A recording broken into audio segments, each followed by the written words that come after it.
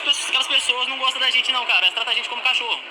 O cachorro é tratado melhor que a gente. De jeito nenhum, porque a gente é amarrado as algemas no pulso, na cintura e na perna. Pra gente ir ao banheiro, a gente ia sim no banheiro. A gente não tinha água dentro do avião, eles custavam dar água pra gente de mineral. Donald Trump's mass deportation came to a house in Chicago yesterday where police took 2 men into custody, part of a wide-ranging crackdown across the Windy City as the new president makes good on his promise to round up and kick out alleged illegal migrants and send them home to countries across Latin America.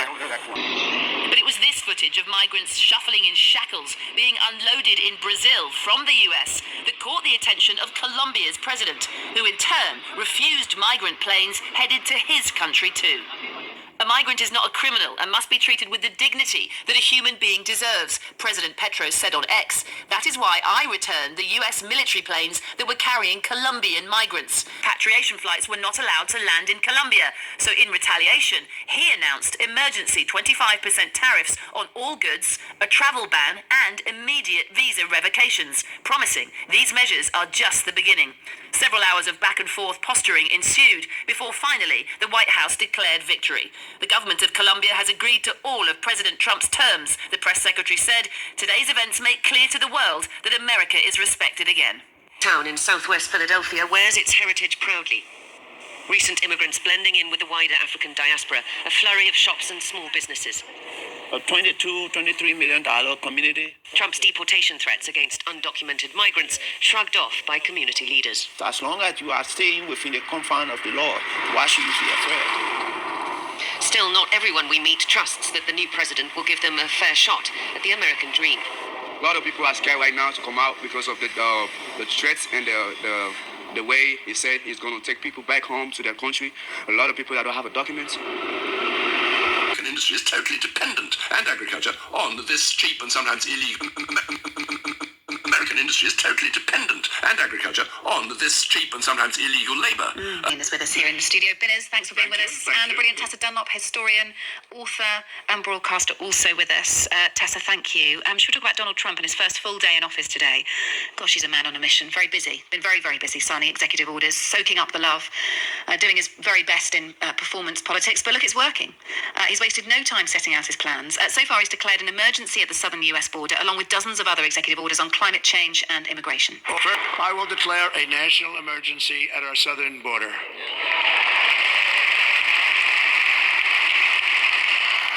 Donald Trump is sending 1,500 troops to the Mexican border to boost security as he moves to crack down on illegal immigration. The new President, thank you.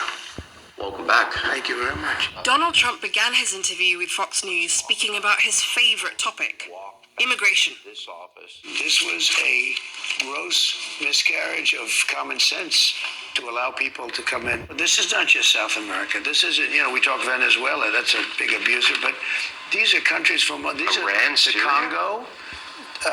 Countries that you don't even think of. The Congo has emptied their prisons out into the United States.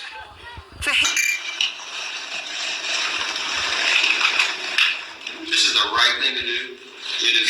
It's a really important moment for the country, and it's always good when the right thing is also the popular thing. And this is the right thing to do. It's a really important moment for the country, and it's always good when the right thing is also the popular thing. And this is what the American people demand and deserve. They want accountability. They want us to address the human catastrophe that has come from the broken, wide open border that Biden, Harris, Mayorkas, and the team did for the country. And we are so grateful. We are a new commander-in-chief, a new sheriff. One of the biggest questions as Trump's second term begins is just how wide and how quickly his administration will conduct mass deportations of undocumented immigrants. As we reported earlier, those operations got underway this weekend in Chicago and other cities around the country. Stephanie Sy has our report. As part of a nationwide enforcement blitz that resulted in nearly 1,000 arrests on Sunday, President Trump's border czar, Tom Homan, was on the ground in Chicago. In an interview aired yesterday, Homan said the priority was nabbing people with criminal records. If you're in the country illegally, you're on the table. because it's not okay to, violate laws of this country. You got to remember, every time you enter this country illegally, you violated a crime under Title 8, United States Code 1325. It's a crime. Only people are getting attacked.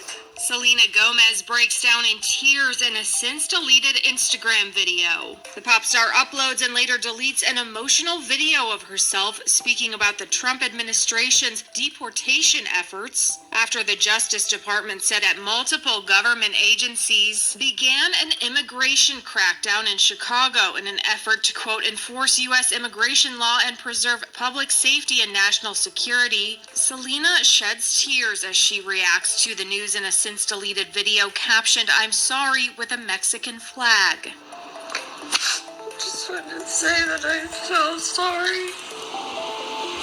And then later deletes an emotional video of herself speaking about the Trump administration's deportation efforts after the Justice Department said at multiple government agencies began an immigration crackdown in Chicago in an effort to, quote, enforce U.S. immigration law and preserve public safety and national security. Selena sheds tears as she reacts to the news in a since-deleted video captioned, "I'm sorry," with a Mexican flag. Just wanted to say that I'm so sorry. People are getting attacked. The children. They don't understand. I'm so sorry. I wish I could do something, but I can't. I don't know what to do. I'll try everything, I promise. She later posted a follow-up writing, apparently it's not okay to show empathy for people, though later deleted that message off her Instagram stories as well. Latinos for Trump. Now that you've seen that your master is going against your own interests, such as we've been warning you for the past couple years or so, now you want to come back and unite? Oh, we have to unite with each other. F*** you. Master, get back on your knees and assume the position.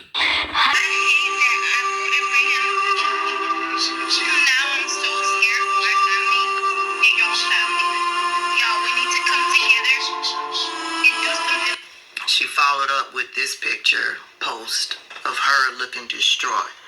And she puts up at the top, when my grandma woke me up, she said, just in case if ICE takes me, make sure you don't go down the wrong path and make sure you keep family together.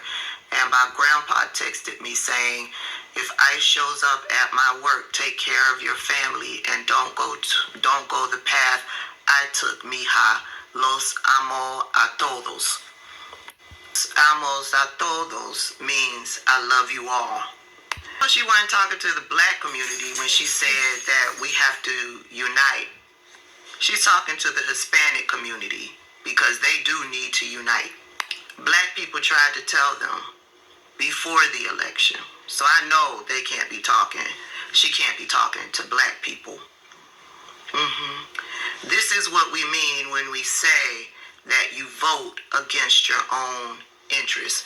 I don't know what it is that you heard that made you think voting for Donald Trump was going to make you safe, because what I heard all throughout the campaign season, I heard Donald Trump repeatedly saying that there will be mass deportations and they will be bloody. Divisive, saying right now's not the time for finger pointing. We need to work with Latinos for Trump. Latinos for Trump already divided us when they walked into that voting booth on November 5th and made a conscious decision to sell out their family, to sell out their friends, and to sell out their entire community as a whole to ICE. And for a pat on the head from the whites, for white proximity, for white validation, I am not the one causing the division, so don't come here and try to gaslight me. I voted to keep their families safe. I come from the Hispanic Latino community. It breaks my heart to see the racism that exists in the Latino community. Racism against other Hispanics. Racism against black people. I'm not saying all Hispanics. As an Afro-Latina, that breaks my heart. Not just getting people with criminal records, they are doing checkpoints. And with the immigrant, so this is what happened yesterday. My mom got pulled over at 10 a.m. outside of the house, but my mom is a citizen. She does have a citizenship to America. So they pulled her over and they advised her that they have a checkpoint and that they need to see her driver license or documentation. So my mom showed her her ID and they let her go. This morning my dad was pulling out to leave. My mom was going to meet him out in the front because they were going to take this same car, but they were just going to park the other car out on the street. And as my dad was pulling out, a bunch of undercovers, pulled him over and asked him for a driver license and said, we are doing a checkpoint. We need to see, driver license, etc.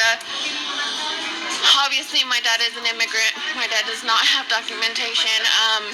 So obviously, they detained my dad.